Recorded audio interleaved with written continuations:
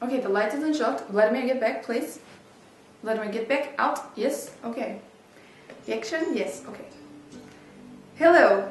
My name is Tatiana, and welcome to my show, Stanislavsky to you. I am Russia's number 16 expert in all things Konstantin Stanislavsky. And today we'll be talking about my favorite man to date, Konstantin Stanislavsky. Okay.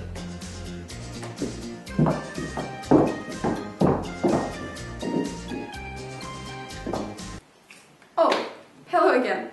My students, it's me, Tatiana. Where to start? Who is Konstantin Stanislavsky?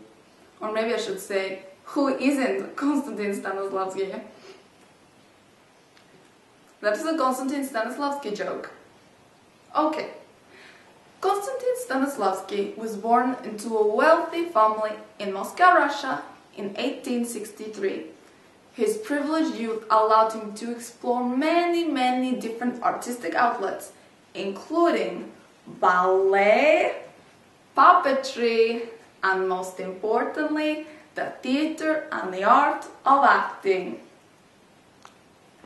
Stanislavsky was arguably the first practitioner to systematize a method to create natural human responses to the art of acting. In 1897, Stanislavsky, along with Vladimir Nimirovich Danchenko, formed what is now known as the Moscow Art Theater. Their idea was to create a theater that was separate from the Russian government so that they could have the most creative control. The two men initially proposed a free traveling theater that would allow people from all walks of life, including the poor, to attend. Unfortunately, they forgot that they needed money, so that idea was later forgotten. Hello. Stanislavsky's main question when acting and directing actors was how to not only achieve an outer truth like this, but also to dig deeper to find an internal truth like this. He recognized that part of the problem for actors is that they are on stage, which is entirely unnatural. Therefore, creating real emotion seems almost impossible. How can you do that when you're making dramatic gestures the whole time while a whole crowd of people watch you that you don't even know who they are? They're also going to watch your every move, which is very scary. I would know I'm an actor myself. What you might be asking is, it's impossible to do that. And the answer to this question is you're wrong. Stanislavsky took on the challenge to try and find a method of achieving truthful acting. Not an easy task, I assure you. I would know. I have done the whole Stanislavsky method and I'm now a Stanislavsky practitioner myself. Stanislavsky wanted his actors to live through their role. In other words, think, feel and act with their character. Another question that fascinated Konstantin Stanislavsky was, if this were real, how would I react? What would I do if? The word if is the springboard for the actor's imagination. Imagination was crucial to Stanislavsky because actors cannot be expected to have experienced everything their character is going through or has gone through. What if their character was an ex-murderer or a mail-order bride? We must ask if and imagine to begin to understand what it might feel like to do those things, so that we're not all having to be mail-order brides. www.anastasialadies.com. Stanislavsky knew that although one could perform without delving into the character of a role, that the performance would always seem empty and devoid of any feeling. Much like how many women fake an orgasm. Because of my work with Stanislavsky, I can now fake an orgasm while drawing on real-life experience so that it seems truthful and honest. What a great thing you've taught me, Stanislavsky! Stanislavsky was definitely a bit of a rebel. Sexy, just my type. I like this quote from Stanislavsky's book, An Actor's Work. How can they really believe that their technique is more powerful than nature herself? Good question, Stanislavsky. Good question. Hello. The relationship between the actor and the audience is an interesting subject when looking at Stanislavsky's work. Because in many ways the methodology that he created shifted the focus away from the audience and on to the actors on stage. This is not to say that there was no care for the viewers of the performance, of course not, but rather that Stanislavsky didn't want the audience to feel like they were watching a play, a performance, a show with actors acting. He wanted them to sense that they were being allowed a rare glimpse into the lives of real human beings. In this way, Stanislavsky changed the dynamics so that the actor could feel free on stage without feeling like they were being watched by hundreds of strange eyes. That can be so weird. That happens to me every day.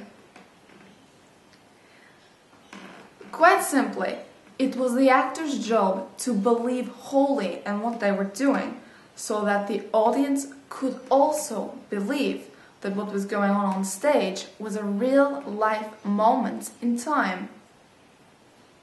To try and summarize Stanislavsky's specific contributions to acting theory and practice is like trying to squeeze the Bolshoi theater into a matchbox.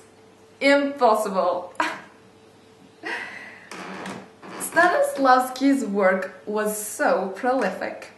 His most famous contribution to acting and practice was, of course, his method of getting an actor to work with their own life experiences to begin to embody their character, not just to pretend to be them.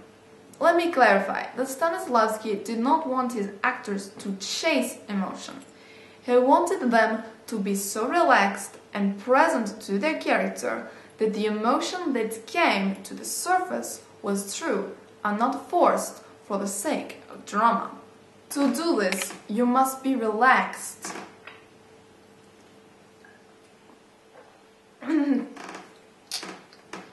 So as not to allow unhelpful insecurities or one's own issues, unless they serve the character, to seep through to your performance.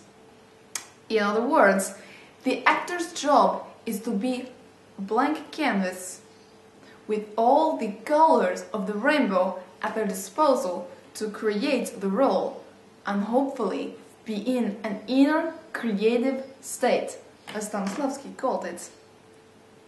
The actor should be clear and concentrate on his or her character's objective or goal for the scene, or their super objective for the entire play.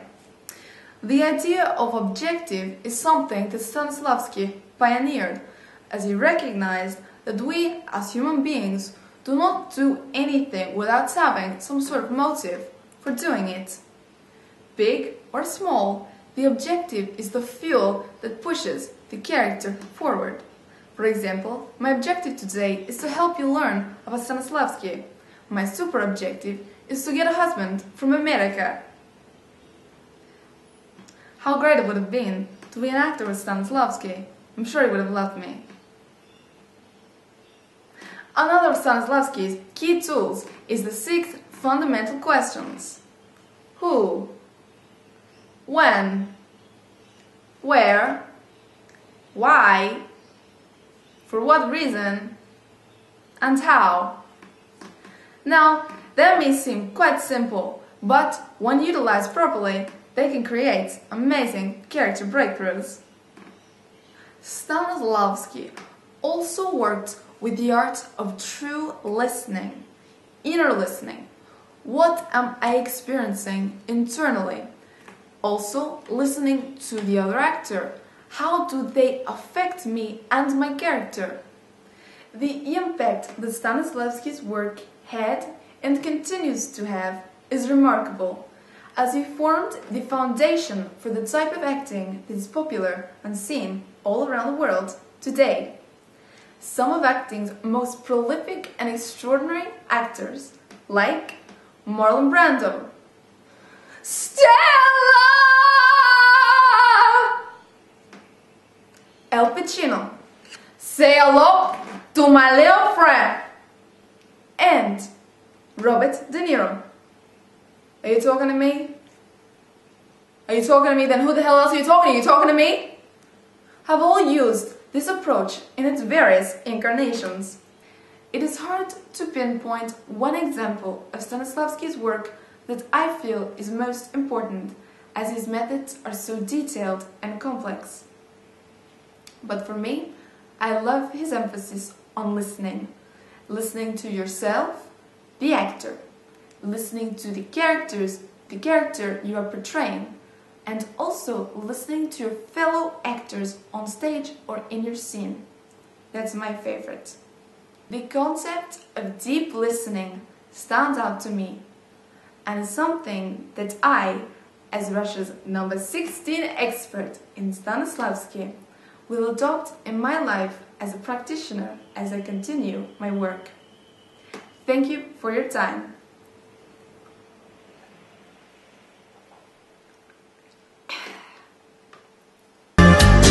Строгие цветы.